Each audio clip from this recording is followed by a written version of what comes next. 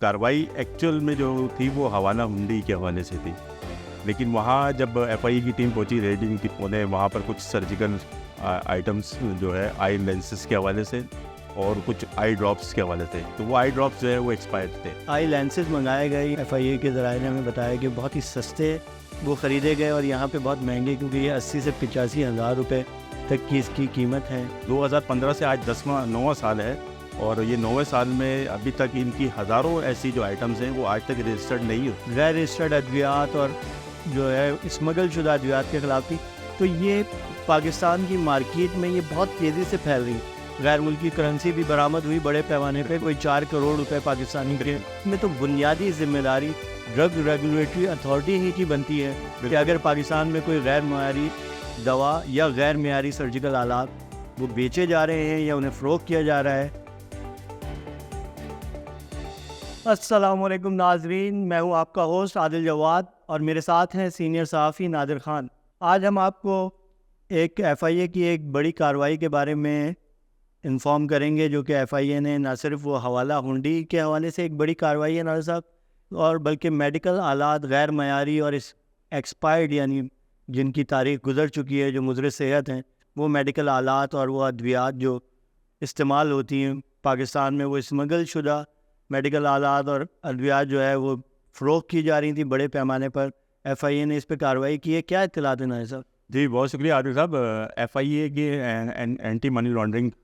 Circle ने जो है वो एक कार्रवाई की है और कराची में जो है वो उर्दू बाज़ार में एक ऑफिस है, एथलो करके कोई कंपनी है, उनकी ऑफिस पर वो कार्रवाई की गई थी। और कार्रवाई एक्चुअल में जो थी वो हवाला हुंडी के हवाले से थी, लेकिन वहाँ जब एफआईए की टीम पहुंची, रेडिंग टीम पहुंची और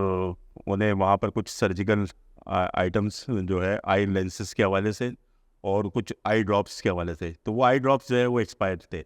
लेकिन जब उनके वो कंप्यूटर और मोबाइल और लैपटॉप वगैरह जो उसको, तो ये कहाँ से सर्जिकल आलात मंगाए जा रहे थे? ये मुख्तलिफ ममालिक से तो थे, लेकिन एफआईए का ये कहना है कि एफआईए ने दावा किया है कि ये स्मगल शुदा जो है और इंडिया से उनका जो क्या क्या इंडिया से वो दुबई के वाया दुबई, मेरे ख्याल जो मैंने उनकी जो इत्तलात देखी। बिल्कुल बिल्कुल वो हुआ ये है कि भारत से दुबई और दुबई से फिर पाकिस्तान जो है वो ये खेपियों की सूरत में जो है वो पाकिस्तान में आते हैं, और इसीलिए वो एफआईए ने दावा किया है कि ये स्मगल शुदा जो है वो आई लेंस है और ड्रॉप्स भी जो है, लेकिन ड्रॉप्स की जो है वो एक्सपायरी गुजर के और ये वो आई लेंसेज हैं जो कि अमूमी तौर पे ऑपरेशन में, मोतिये के ऑपरेशन में यूज़ होते हैं। बिल्कुल, जो कि आपकी दूर की नज़र अगर कमज़ोर है और वो उसमें जो अमूमी एक वो आई लेंस डाले जाते हैं जो ऑपरेशन के ज़रिए, ये बताया जा रहा है कि वो आई लेंस हैं। बिल्कुल ये वही है। और लेकिन अब इस पर तो क्योंकि एफआईए जब इंक्वायरी करेगी, और जाहिर सी बात है कि ड्रग रेगुलेटरी अथॉरिटी पाकिस्तान को जो है, क्योंकि वो उनका एक सर्जिकल आइटम्स के हवाले से रजिस्ट्रेशन अथॉरिटी है, तो उनको भी नोटिस किया जाएगा, उनसे भी मालूमात ली जाएंगी, फिर वो इसके ऊपर जब तहकीकात होगी फिर उसके ऊपर बुनियादी तौर पे इसकी जो पाकिस्तान में जो भी सर्जिकल आलात आते हैं, तो उनके लिए हम अपने नाज़रीन को बताते चलें, उसके लिए ड्रग जो भी अद्वियात पाकिस्तान में मेडिकल से रिलेटेड फार्मास्यूटिकल इंडस्ट्री जो भी अद्वियात जो भी आलात मंगाए जाते हैं, उनको चाहे वो पाकिस्तान में बनते हों या वो पाकिस्तान बाहर से इंपोर्ट किए जाते हों, उनको ड्रग रेगुलेटरी अथॉरिटी में रजिस्टर्ड होना ज़रूरी है। और यही तरीक़ाकार है अद्वियात के लिए भी, और यही तरीक़ाकार है सर्जिकल आलात के लिए भी। तो जो एफआईए की जो कार्रवाई है, इसके अंदर ये बताया जा रहा है कि ये जो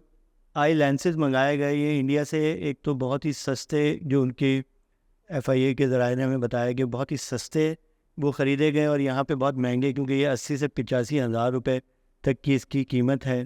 पाकिस्तान की ओपन मार्केट में, मेडिकल मार्केट में, और ये इंडिया से ये चंद 100 रुपये में बिल्कुल लगाए जाते हैं। बिल्कुल। तो एक तो इनका जो मयारी और गैर, क्योंकि ये कंपनी, ये कौन सी कंपनी, इंडिया की कौन सी कंपनी बना रही है, उस कंपनी का क्या मयार है, क्या स्टैंडर्ड है, क्योंकि इसीलिए ड्रग रेगुलेटरी अथॉरिटी और उसका जो बोर्ड है जो कि मेडिकल डिवाइसेस को रजिस्टर्ड करता है, उसका ये काम है कि वो ये उस कंपनी के उसके मयारात, उसके स्टैंडर्ड्स को देखने के बाद उन्हें रजिस्टर्ड करता है। लेकिन यहाँ पे इस तरह का चीज़, इसी तरह अनरजिस्टर्ड दवाइयाँ, अभी कुछ दिनों में रमज़ानों के दौरान भी एफआईए ने कुछ बड़ी कार्रवाइयाँ की जिसमें गैर रजिस्टर्ड अद्वियात और जो है स्मगल शुदा अद्वियात के ख़िलाफ़ थी। تو یہ پاکستان کی مارکیٹ میں یہ بہت تیزی سے پھیل رہی ہے. تو اس کے لیے کیا مطلب ڈرگ ریگولیٹری اتھارٹی کا کیا کردار ہے؟ ایف آئی اے تو ظاہر ہے اس کا بنیادی کام یہ نہیں ہے, وہ تو حوالہ ہنڈی کے حوالے سے ایک آپریشن کرنے گئے جہاں انہیں غیر ملکی کرنسی بھی برآمد ہوئی بڑے پیمانے پہ, کوئی 4 کروڑ روپے پاکستانی کے لگ بھگ غیر ملکی کرنسی, کوئی 2 کلو سونا برآمد ہوا اور دیگر اشیاء, جس کے ساتھ یہ غیر معیاری ادویات اور سرجیکل آلات بھی برآمد ہوئے. جی, ایکچوئل مسئلہ تو ڈرگ ریگولیٹری اتھارٹی پاکستان کا ہے کہ وہاں پر جو ان کا جو رجسٹریشن بورڈ ہے سرجیکل آئٹمس کے حوالے سے, تو وہ وہاں پر رجسٹریشن کا عمل بہت زیادہ سلو ہے. کہ اگر فرض کریں کہ یہ تو پھر اسمگل شدہ آئٹمس کمپنی منگوا رہی تھی اور مطلب کھیپیوں کے ذریعے لے کر آ رہے تھے پاکستان میں, لیکن اگر جو امپورٹ کرنے والی جو کمپنیاں ہیں سرجیکل آئٹم, تو جب وہ اپنا امپورٹ شدہ جب منگواتی ہیں تو یہ بڑا مطلب ڈرگ ریگولیٹری اتھارٹی پاکستان کے اوپر بڑا کوشچن ہے کہ وہ اتنی ہزاروں قسم کی درخواستیں جو ہے مختلف کمپنیوں کی وہ آج تک پینڈنگ ہے. اور تقریباً یہ 2015 سے جب سے یہ میڈیکل رجسٹریشن بورڈ ان کا وجود میں آیا سرجیکل آئٹمس کے حوالے سے, اس سے پہلے تو یہ میڈیسن وغیرہ کی رجسٹریشن کا عمل بھی ویسے ہی سلو ہے, لیکن جو سرجیکل بورڈ جو ان کا بنا ہے وہ تقریباً 2015 میں جو وجود میں آیا ہے. لیکن 2015 سے آج 9واں سال ہے, اور یہ 9ویں سال میں ابھی تک ان کی ہزاروں ایسی جو آئٹمز ہیں وہ آج تک رجسٹرڈ نہیں ہو سکتے. تو جب وہ آئٹم رجسٹرڈ نہیں ہوتے ہیں اور ان کی مارکیٹ میں ڈیمانڈ بھی موجود ہے, تو پھر یہ غیر رجسٹرڈ اور یہ جو اسمگلرز ہیں جو کہ میڈیکل ڈیوائسز اور ڈفرینٹ قسم کی میڈیسنس کو اسمگل کرتے ہیں, چونکہ اس کی مارکیٹ میں ڈیمانڈ موجود ہے تو انہیں موقع ملتا ہے کہ وہ اس کو ایکسپلائٹ کرتے ہیں. وہ کھیپیوں کے ذریعے, اسمگلنگ کے ذریعے, مختلف بارڈرز کے ذریعے, سمندرز کے ذریعے, جو سی کے ذریعے جو اسمگلنگ ہوتی ہے, ڈفرینٹ طریقوں سے وہ اسمگل کرتے ہیں. تو یہ اس میں تو بنیادی ذمہ داری ڈرگ ریگولیٹری اتھارٹی ہی کی بنتی ہے کہ اگر پاکستان میں کوئی غیر معیاری دوا یا غیر معیاری سرجیکل آلات وہ بیچے جا رہے ہیں یا انہیں فروخت کیا جا رہا ہے, تو اور اس میں دوسرا مسئلہ بھی ہے کہ جب یہی کمپنیاں اگر یہ لیگل طریقے سے انڈیا سے منگائے جائیں تو یہ پاکستان میں یہ چیزیں بہت سستے داموں دستیاب ہوں گی اور بہتر معیار بھی ہوگا اور اس کے دام بھی کئی گنا کم ہو جائیں گے. بالکل کم ہوں گے, اور رجسٹرڈ دوائی ہوگی. اگر جو رجسٹرڈ آئٹم ہوگا, اگر کسی خدا نخواستہ کسی مریض کو اگر کوئی ہوتا ہے تو وہ کوشچنس جو ہیں پھر وہ ڈائریکٹ اس کمپنی کے اوپر آئے گا کہ مثلا آپ نے کیا وہ کیا. ابھی تو ایک اسمگل شدہ چیز آئی ہے پاکستان میں اور اس کے ساتھ ایکسپائری ڈراپس آئے ہیں. یہ پاکستانی مریضوں کے لیے جو ہے وہ دیکھیں کہ یہی جو آئی لینسز ہیں یہ پاکستانی مارکیٹ میں 80 سے 85 ہزار روپے میں دستیاب ہے.